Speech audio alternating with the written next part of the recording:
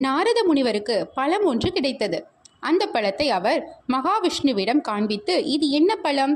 இந்த பழத்தை இதுவரை நான் பார்த்ததில்லையே, சாப்பிட்டதும் இல்லையே என்று கேட்டார்.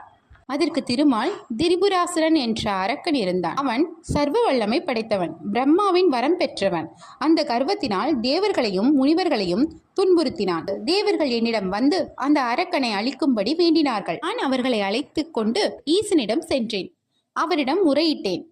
சிவபெருமான் தேவர்களின் சக்தியை ஒரே சக்தியாக மாற்றினார். மிகப்பெரிய வல்லமை படைத்த ஆயுதம் ஒன்றை உருவாக்கினார். அந்த ஆயுதத்தின் பெயர் அகோரம். தேவர்களை காக்க வேண்டுமெனில் திரிபுராசுரனை அழிக்க வேண்டும்.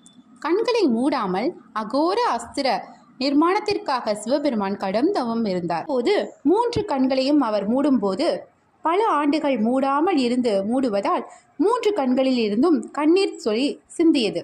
கண்ணீர் பூமியில் விழுந்து ருத்ராட்ச மரமாக உண்டானது.